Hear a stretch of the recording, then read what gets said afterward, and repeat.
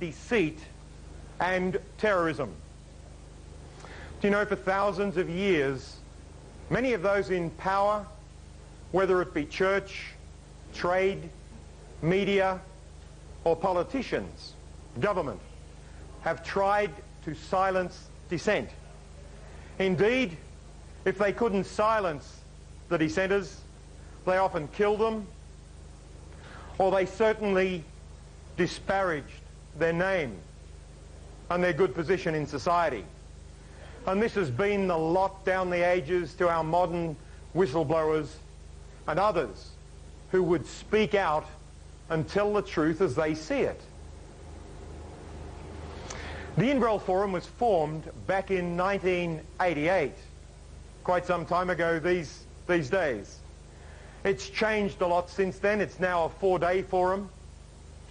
And it was formed for the very reasons of silencing, of censorship, to give people an opportunity to speak out, to give people an opportunity to hear things that those in power do not want us to hear, to give people an opportunity to meet other people of similar minds, or as it's happened at the Invrel Forum, of dissenting views.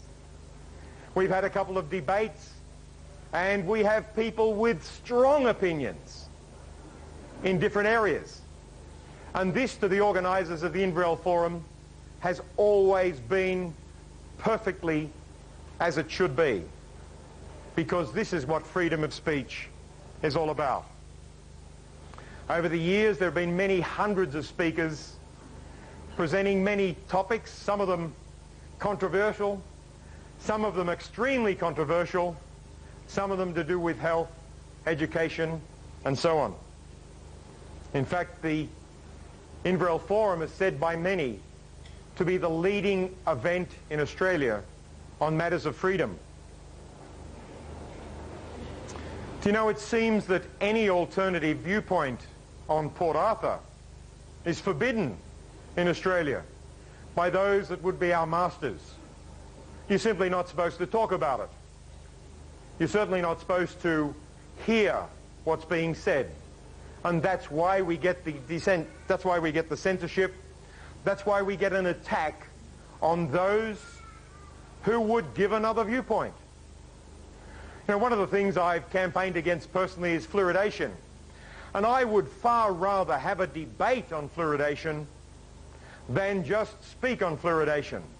I love the opportunity to go up against what is considered to be the best of science, medicine, and dentists and government people in the country, telling us why we should have fluoridation, or rat poison as it's more commonly known in the rural areas, forced down our throats.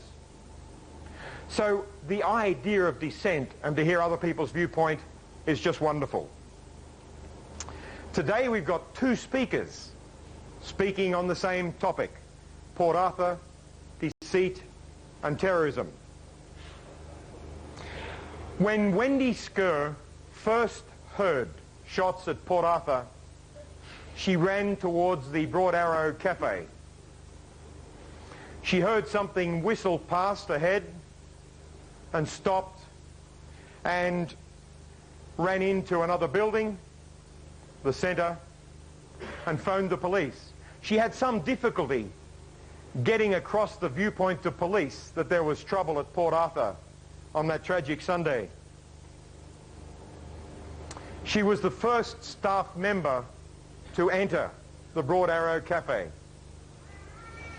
And she's received many commendations for what she did on that day. Now, Wendy's been a Tasmanian all her life, visited the mainland a few times, and we're pleased to have her here tonight. For 20 years, she's been a member of St John Ambulance Brigade. Her role was firstly to teach others about first aid, to also look after the many first aid kits that are on the Port Arthur historical site. And if she wasn't teaching, she was working as a tour guide. And that was what she was doing on that Sunday. Wendy's going to share with us a little of the history of Port Arthur and also the location. And she said this is an important point. And then she's going to tell us what she experienced on that Sunday, her own experiences. I asked Wendy if she felt her life had changed since then. She said totally. From a person that was on call for 100 hours a week, she has not worked a single day. She finds that she can't do many very simple tasks. Without Graeme, her husband, who's here supporting her today, we don't know what would have happened to Wendy. She's suffering from post-traumatic stress, or shell shock as it used to be called in the war. And she's asked us to bear with her if she hesitates at any time through a presentation, particularly when she's asked questions. And she's happy to answer questions, because sometimes when she concentrates, it gets very difficult. Now, Wendy, in giving her experiences today, is going to give us a graphic account of what happened. And normally when I see such things in the media, you wonder why they do it. What useful purpose is served by such an horrific viewpoint?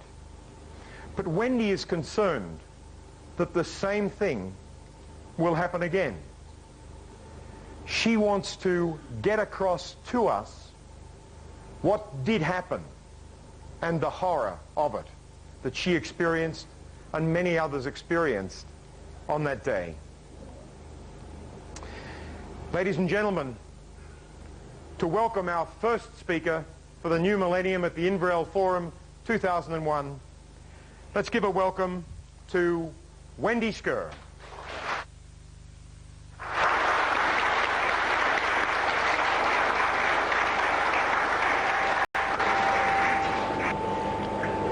I would like to thank the people of Inverell and the Forum Committee for inviting me here tonight to speak.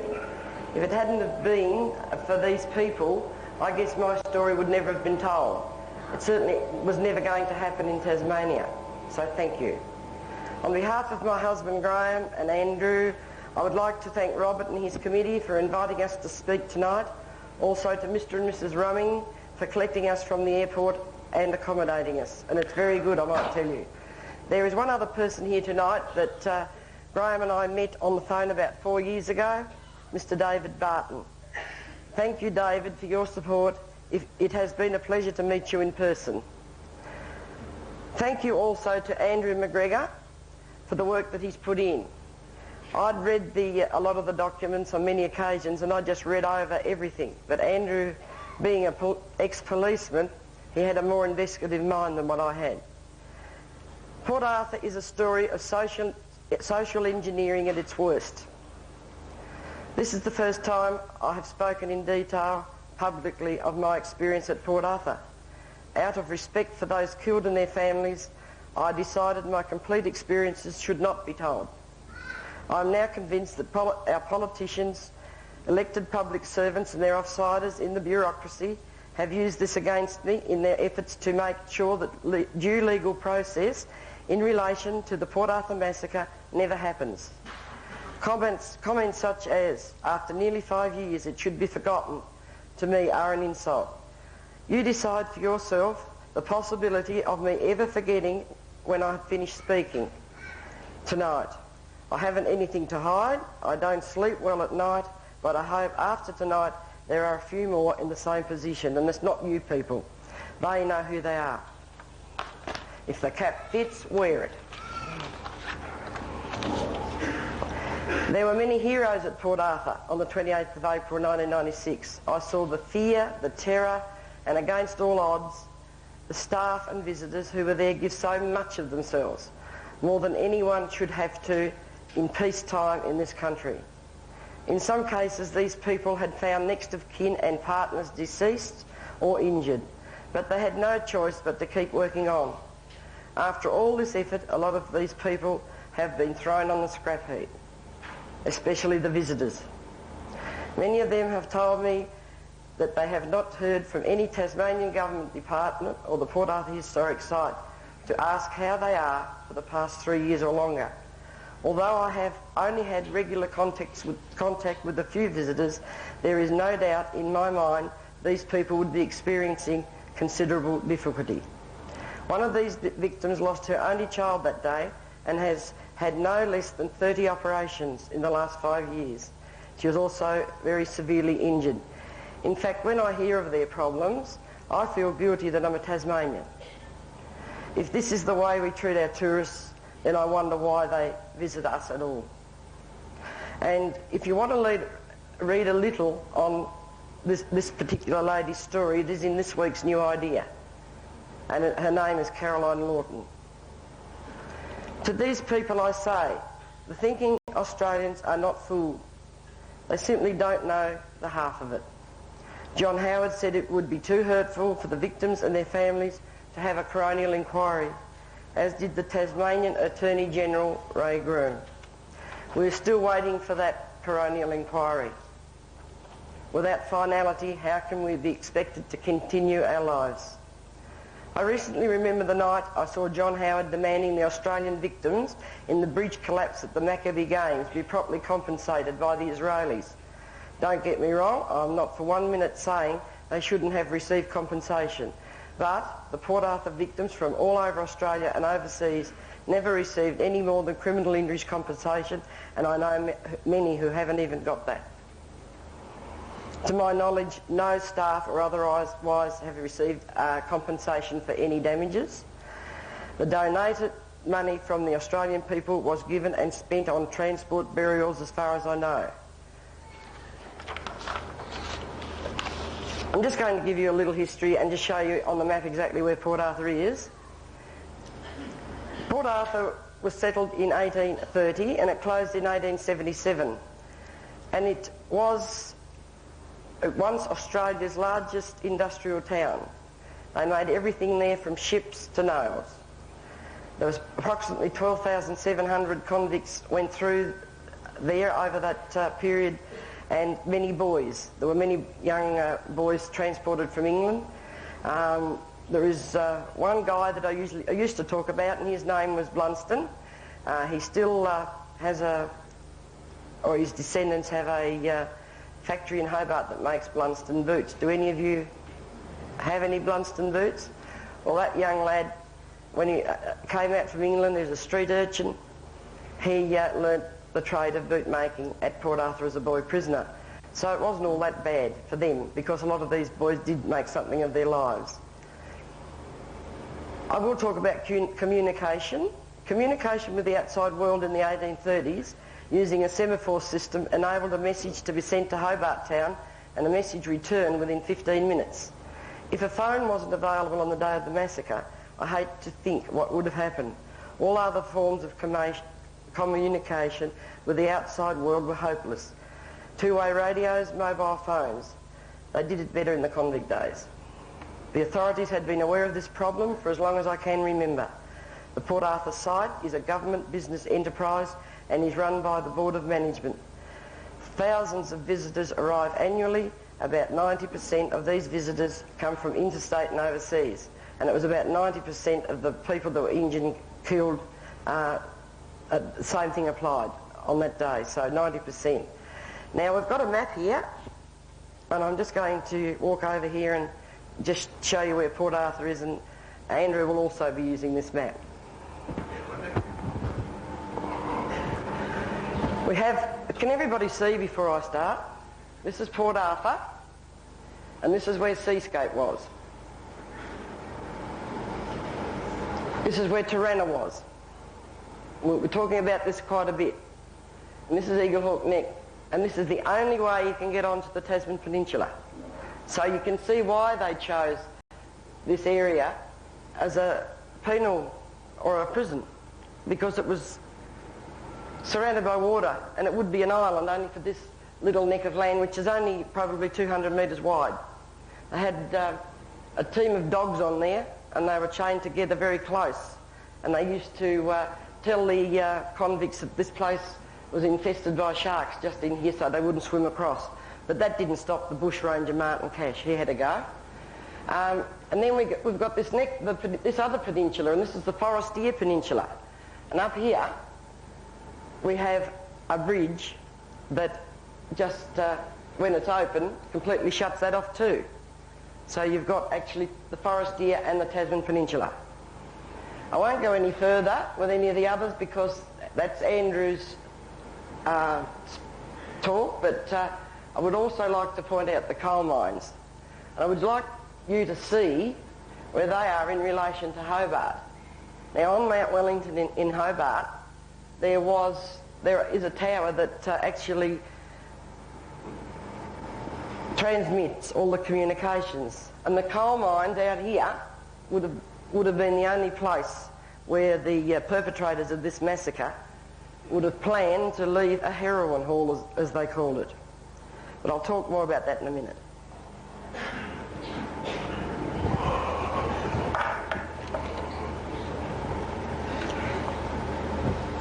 So the Tasman Peninsula's southeast of Hobart. Travelling time from Hobart is 1.5 hours.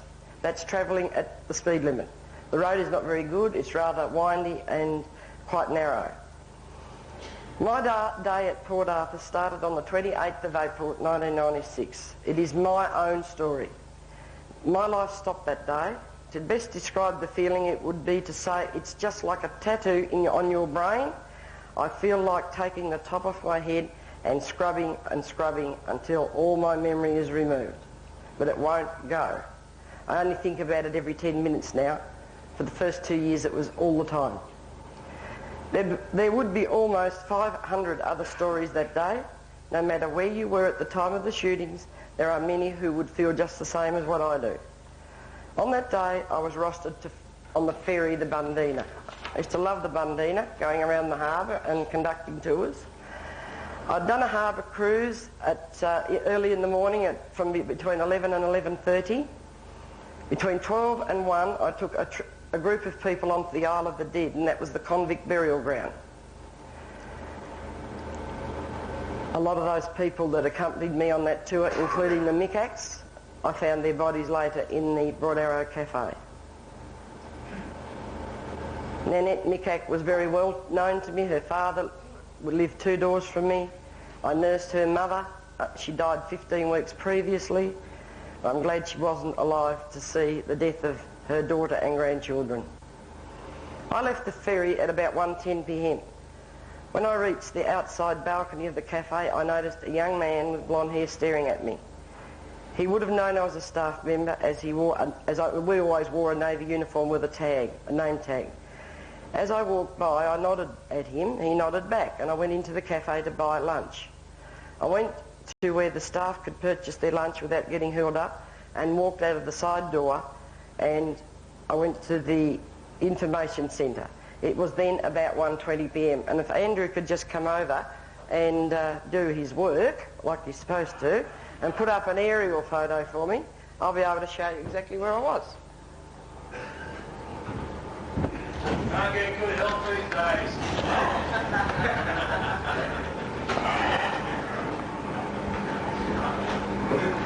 Okay, this is the Broad Arrow Cafe, and there's a lot of bush up behind these cars. It's important you remember that. I'll just walk across here now. The side door of the cafe was about here. That's where I was. So that was called the information centre. Along here there is a little gap where some people could have got out of the building and escaped, but that's to come a little bit later. Down here, the bodies are still there. There's a couple here, another one here. That was the next day.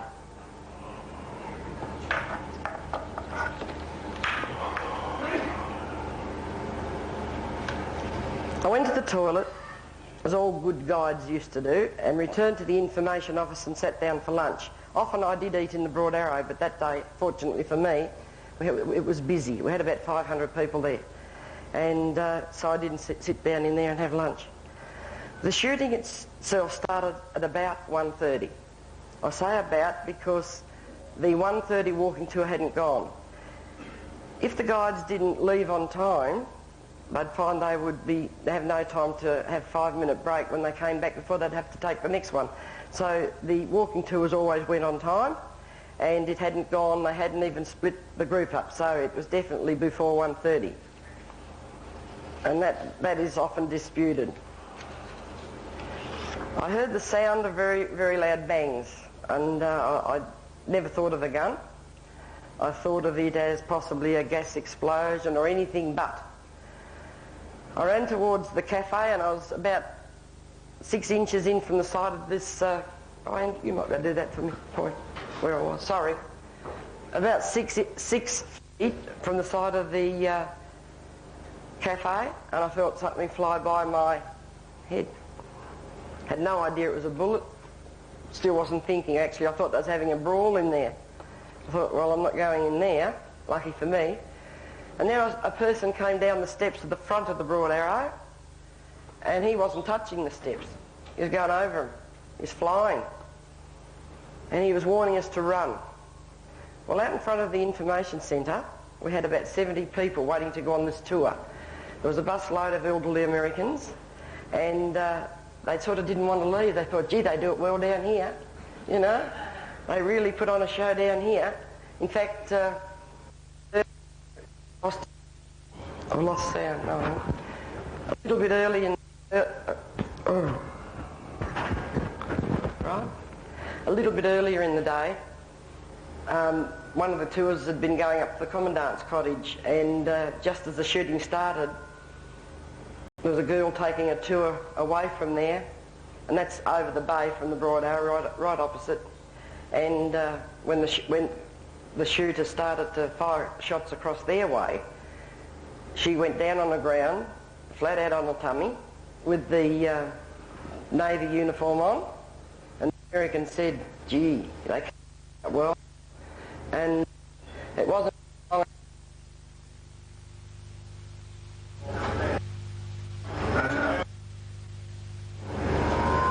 Have I got sound now? It wasn't very long, and the Americans that was with her were back on the ground. Bullets started flying. I don't think it was working very well. Sorry about this.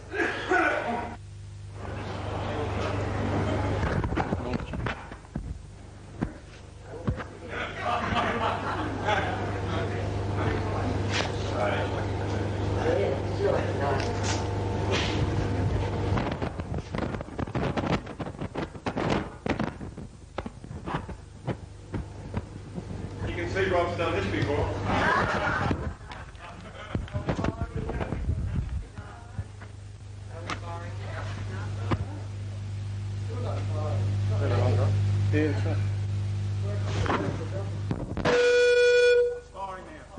We're firing now. Testing, 1, 2, 3. We right? So I got the warning to run, and I just froze. And he said that the people were being shot, so I just froze to the spot. And I don't know how long I stood there, actually. Might have been a minute. But I thought, well, I've got to get in there, but I can't go in there yet. So I ran away towards where they were trying to shift the elderly tourists. And then I thought, God, if we don't let the police know, we're all going to be butchered. So I went back into the information centre, and you all can see where that is. And when I got in there, Sue Burgess and Stephen Howard were in there, and no, they weren't phoning the police, but what they were doing was very good. They were phoning around the display houses and up to the toll booth and warning them to not let any more cars in, to get the people in the area and get as many people locked up in those houses as they could. And so I ran in and I rang the police. It was 1:32 p.m. exactly, and that has been recorded. I had little trouble convincing the police officer, naturally. He wouldn't be able to believe what I was telling him, not at Port Arthur. But in the end he said, be careful. So I knew he believed me. I'd decided where I was going, the other two hadn't. So I just said, follow me, I know where to go. And then Sue, being Sue, who was always very conscientious, she said, what about the money? Well, I used the F word. The money.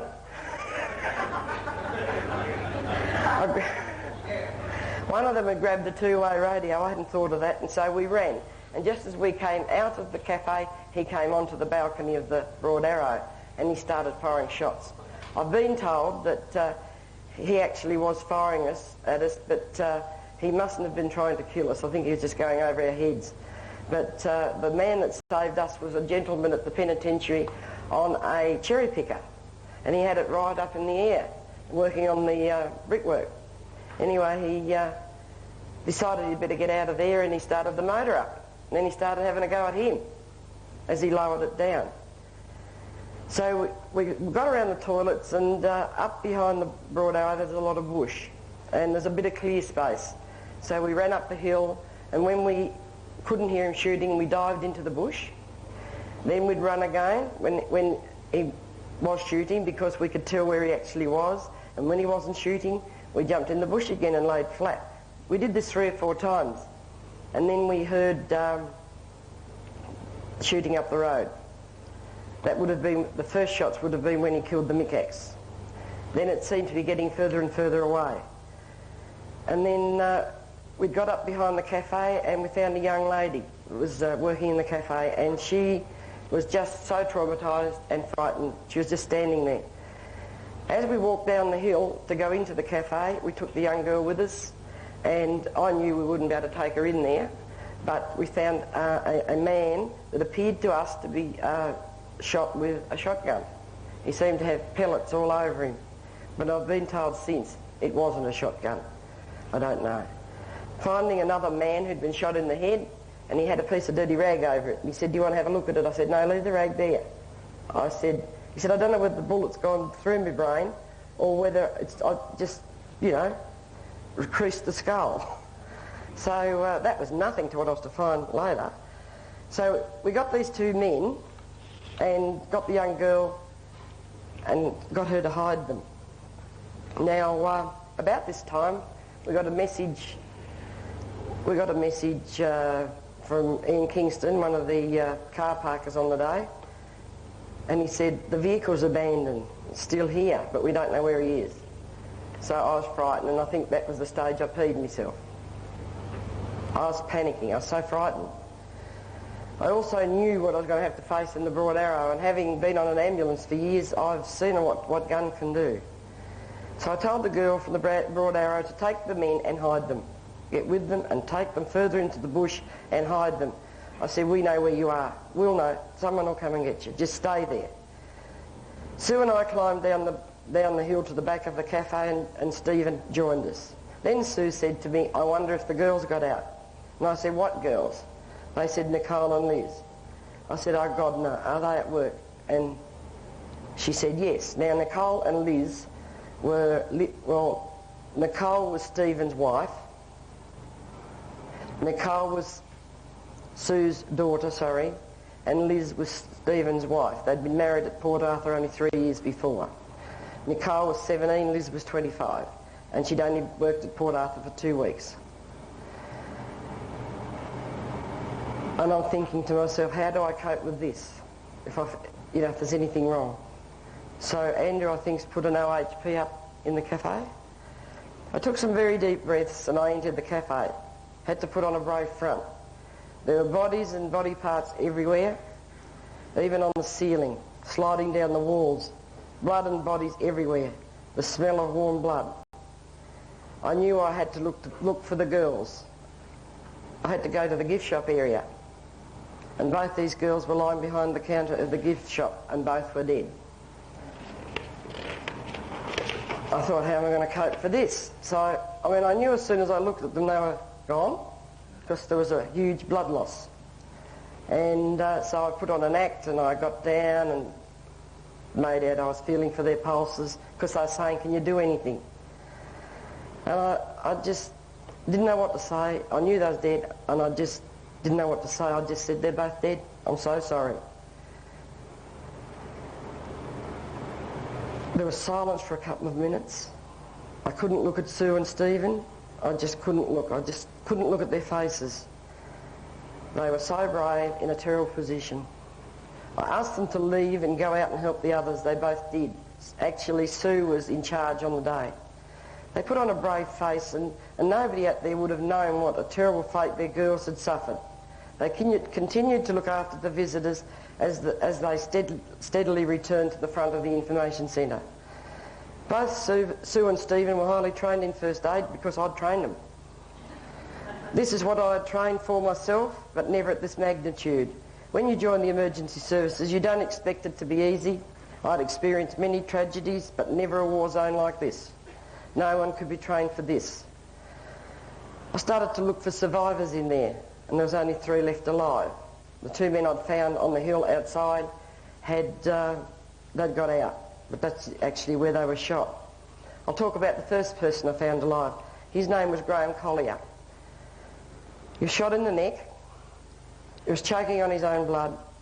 He was on his side. I could do nothing for him. A man's voice said, "His mouth is so full of blood." I said, "Just put your fingers in his mouth and scoop it out." This was Dennis Gabberty, a Victorian policeman. He sat with Graeme while I searched for more casualties. I found out much later that Lynn, a nurse from Victoria, and you've probably read about Lynn, had gone into the cafe before me, and she'd put Graeme in the side position and had actually sucked the blood from his airway with a drinking straw.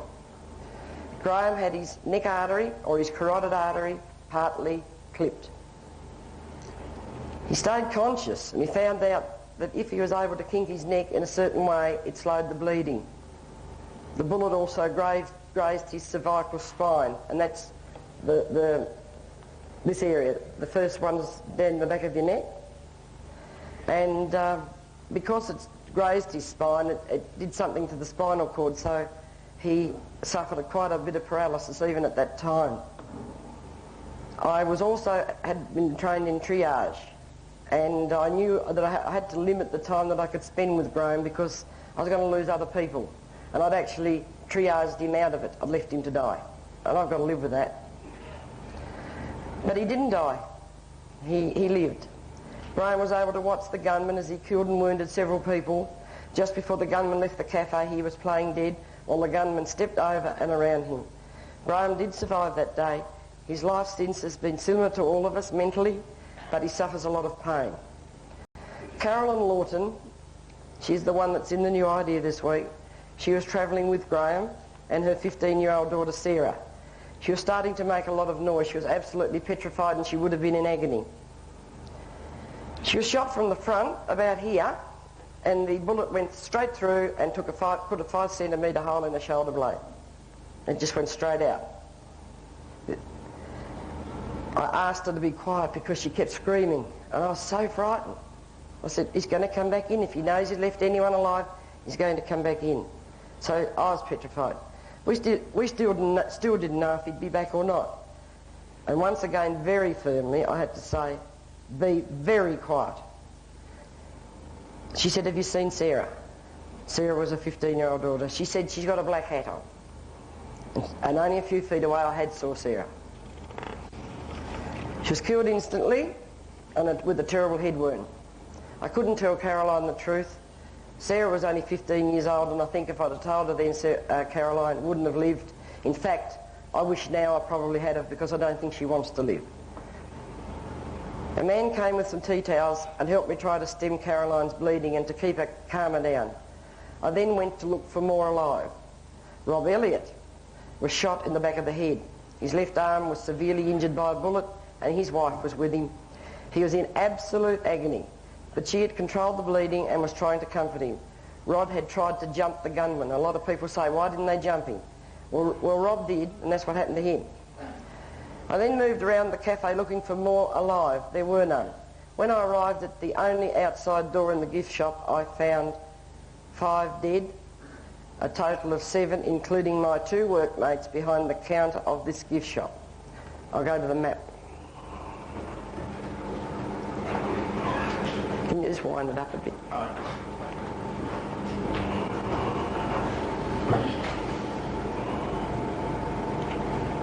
We've bought these little illustrations because I think it's much easier for people to understand.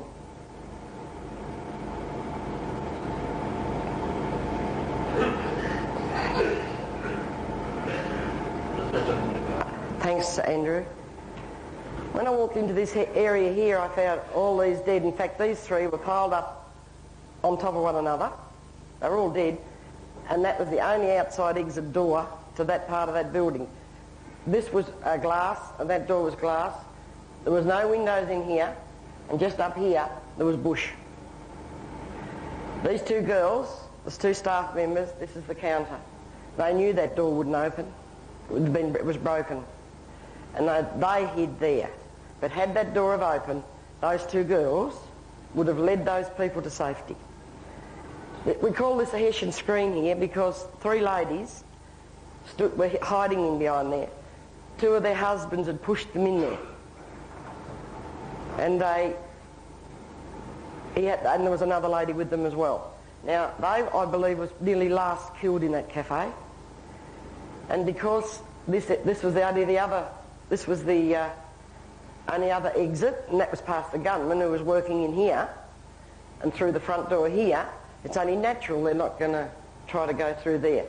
And this was a long table here, and several people hid under the tablecloth there. It went nearly to the floor.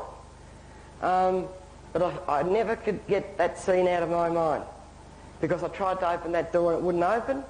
I wanted to get one of the men out from underneath to have a look at him, and I left him. I never had a look at him. I panicked. And I don't know to this day whether he was still alive. But I have been assured by the doctors that everybody died instantly. But I think they might just be saying that.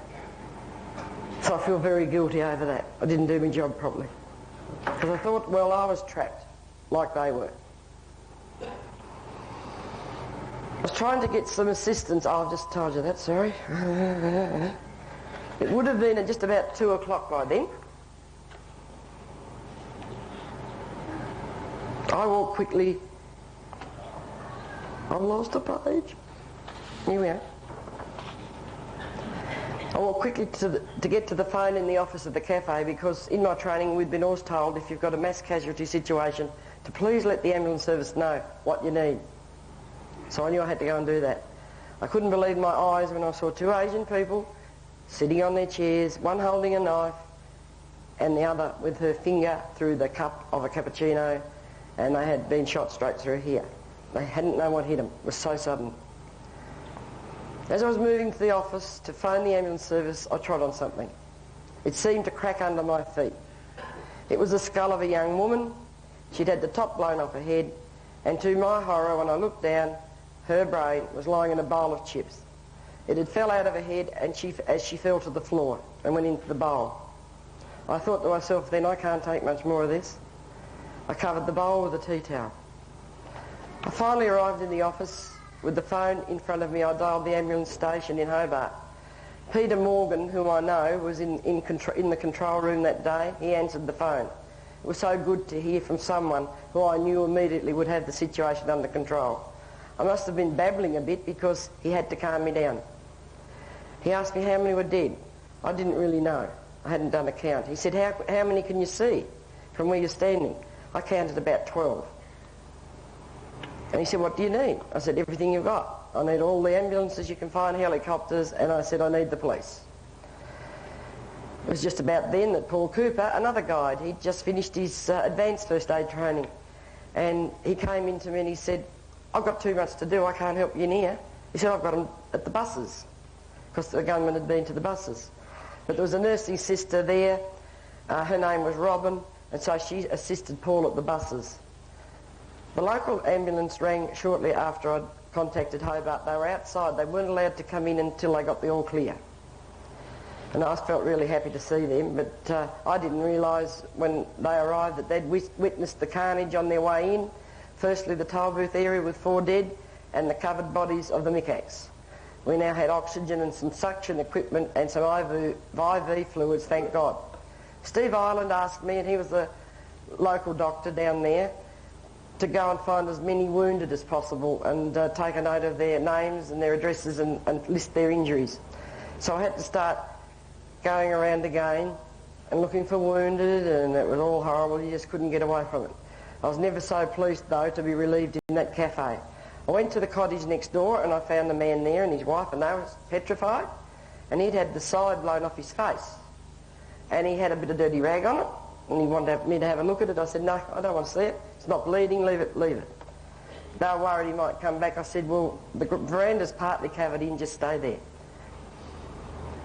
They started to look at me a little bit strangely, and I must have looked awful because I had blood all over my legs. I put my fingers through my hair, and on the backs of my fingers, as I did this, I had body matter all over them. It just fell off the roof on top of me. My shoulders, my hair was spattered. I must say at this point, there were many visitors, bus drivers and staff who all exposed themselves to that horrific scene to help out. Without their help, I'm sure the death toll would have been much higher. There was also a man making cups of tea, believe it or not, going in and out, stepping over the bodies and distributing the cups of tea around.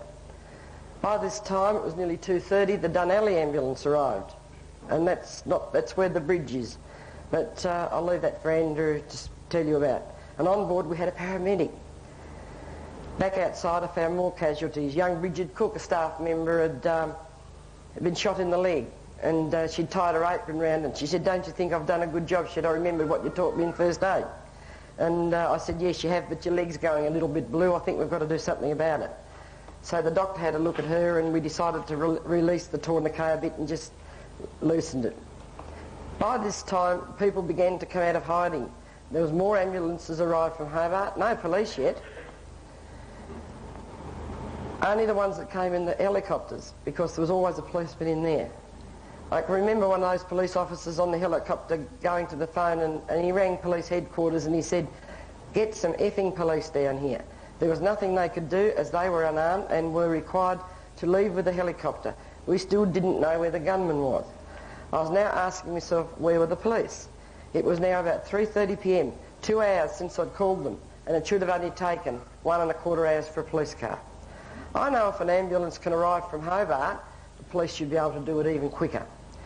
Visitors had evidently observed me going in and out of the cafe. They would also note that I was a staff member, once again because of my uniform and name tag. I remember a lady came to me. She was so upset. She said her husband was dead in the cafe.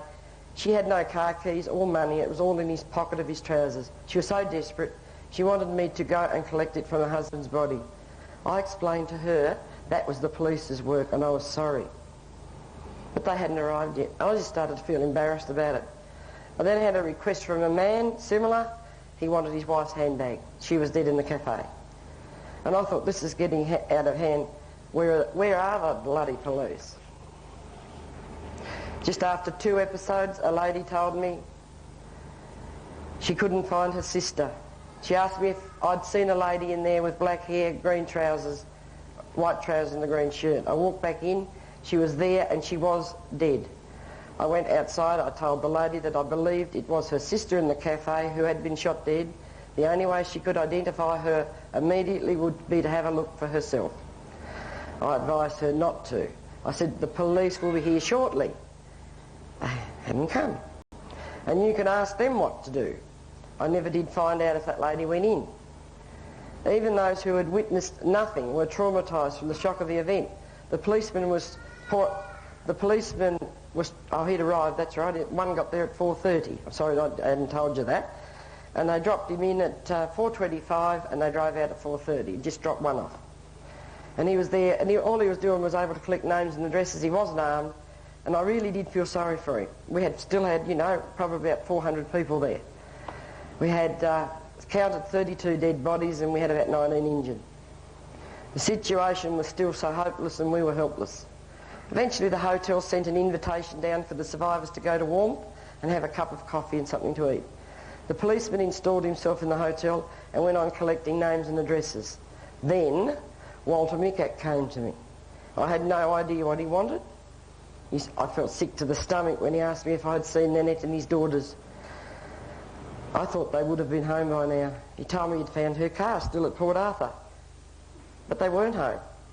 I couldn't answer that question, as I know he probably would have asked me to go and look, because I'd been told there was a woman and 2 children dead up the road, but I hadn't gone up to look because I couldn't have stood that.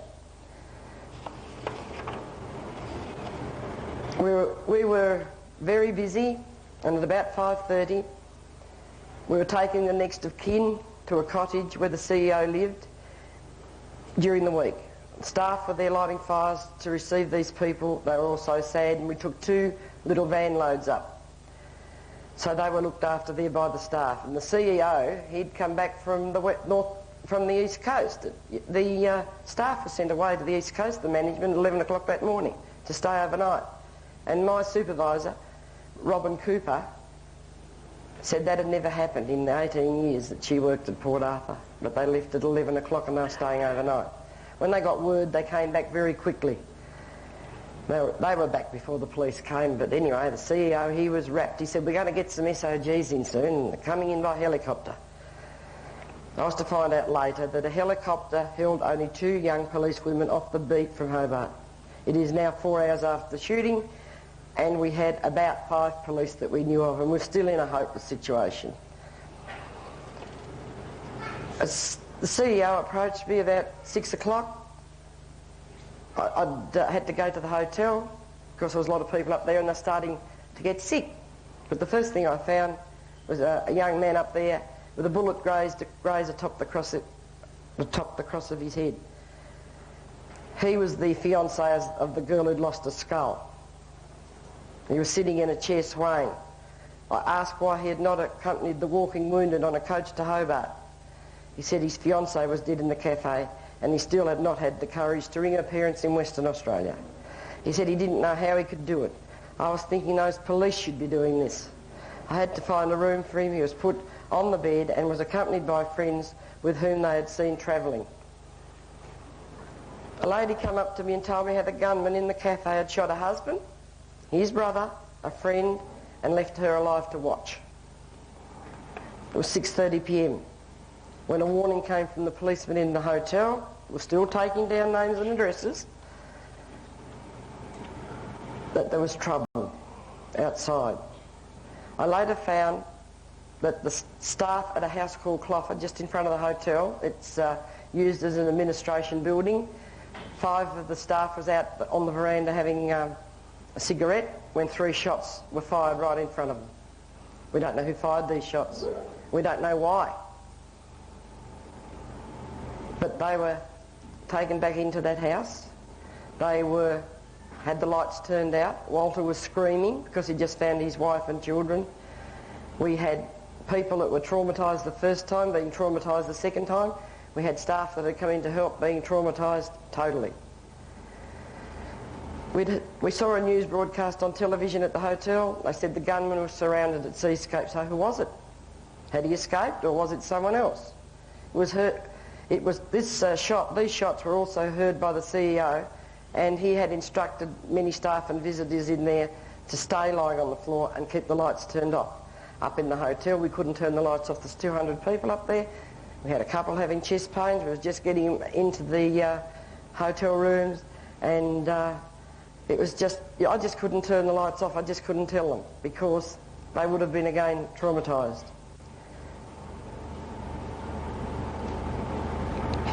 The matron of the nursing home at Newbina, Sandra Carmichael, arrived at the hotel to help me. We were continually finding all these people unwell, and we was filling up one bed after another, and I just said, where are these ambulance people? But they were down at the Broad Arrow and everywhere trying to look after the crime scene.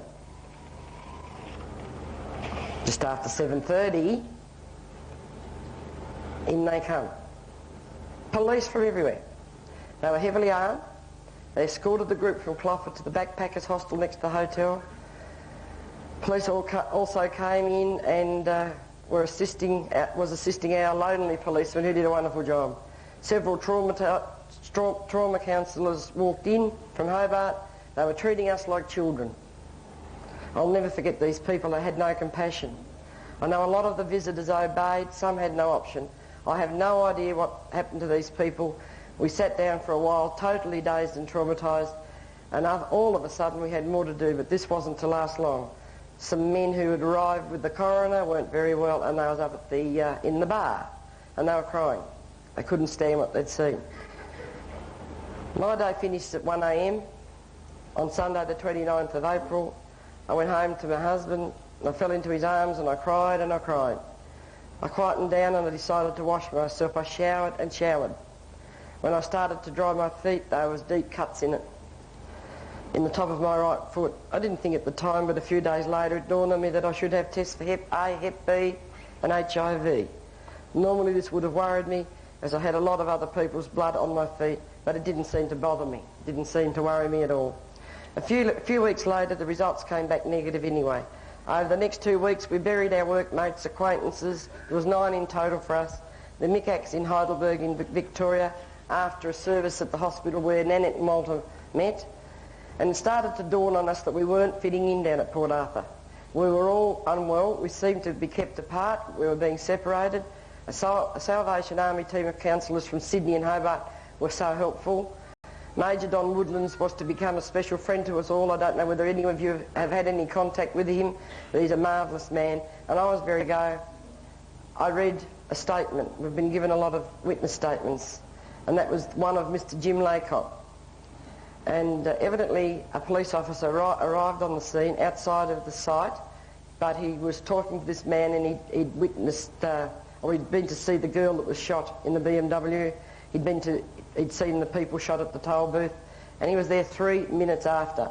And he'd been our local cop down there for 12 years. He knew most of the guides, and he drove away.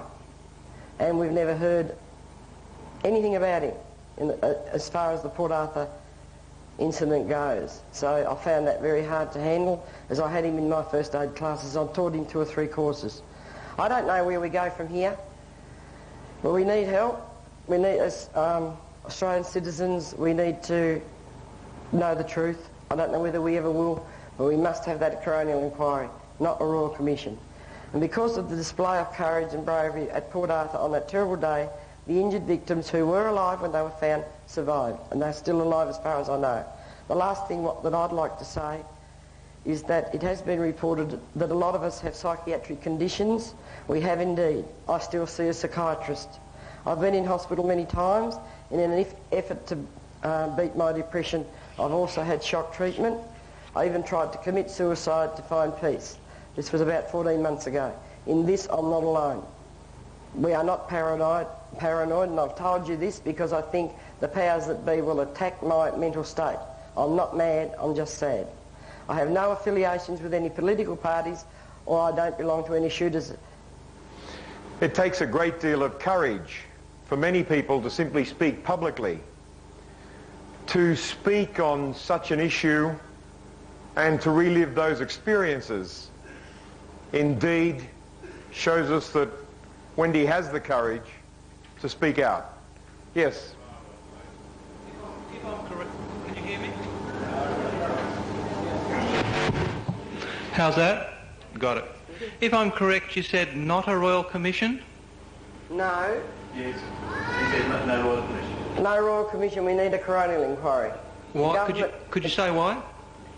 Yes, quite simply.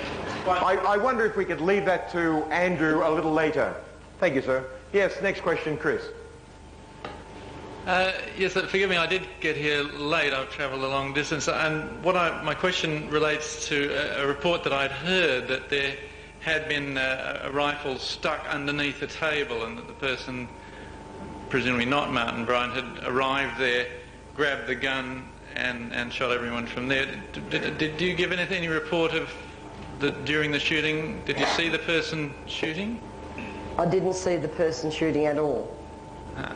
Well, I'm sorry, I can't answer that. Andrew might be able to later. Thank you. Thank you. Next question, please. I was told there was a media blackout in Tasmania immediately following the shooting, and down there people just didn't know what was going on. I spoke to someone in my immediate area, and he confirms that his parents used to ring every night after the news to find out what the latest was. Could you confirm that? I can confirm that.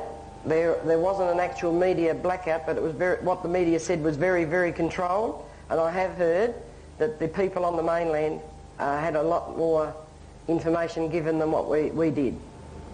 Thank you. Yes, next question, please. Yeah, thanks for your talk, Wendy. That was very good. The question I've got to ask is, do you have any idea at all how long the shooting went on for, in minutes? Because there's a lot of controversy about that, you see. Thank you. I can tell you now for sure it was 4 to 5 minutes. Right, thank you. Next question. Yeah, Wendy, thanks for your presentation. Could you tell me what politicians you wrote to and what questions you asked and what answers you received, please? Wendy. Well, we've contacted every politician in Australia. A lot didn't answer, but some of the ones that did promised to do something. And then when we sort of wrote the next letter and finally put some more hard words on them and get some answers, we didn't get a reply. Thanks, Wendy. Thank you. Next question, please. Wendy, I take it that you were not interviewed by the police about this massacre. Have you got any idea why?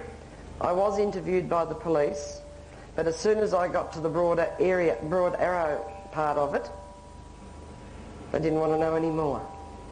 And I also wasn't going to be going to court if there had been a trial. Thank you. Thank you. Next question. Yes, you earlier said that there were 500 people in the cafe at the time of the shooting. No, I didn't Surely say that. There were 500 people at Port Arthur. Oh, at Port Arthur. Were all the people in the cafe killed? No. There were supposedly, according to the court, there were 20 killed, 12 injured with 29 bullets. Yep. Do you agree with the book, in principle, the book Deadly Deception at Port Arthur? Have you read the book? I have got an article in it, but it's there's a lot I don't agree with. Okay, thank you. Thank you. Sir. In your experience as a nurse, have you ever had any dealings with impaired mental abilities of patients, and do you think that an impaired person could have shot people like that? Martin Bryan had an IQ of 66 and a mental age of 11, and I don't think he possibly could have carried it out in the 90 seconds to 2 minutes that the court says. Thank you, Wendy. Next question, please. Firstly, congratulations.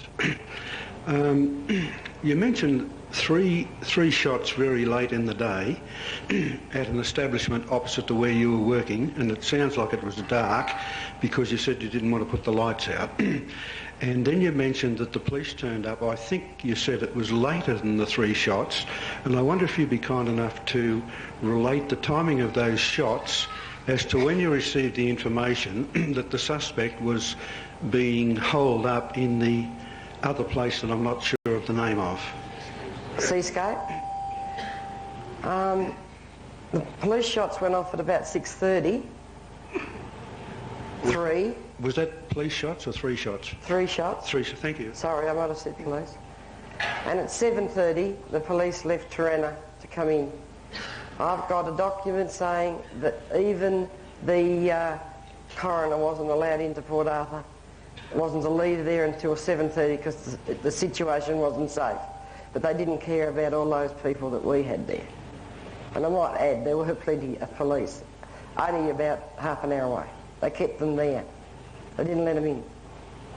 And I've also got some handouts here that are in the room, and they relate to some of the staff, the treatment of the staff. They're fairly self-explanatory. There is a little story there about a mortuary truck, but I'm not going to take that off Andrew, and I think I've had enough at the moment. Thank you. Tony?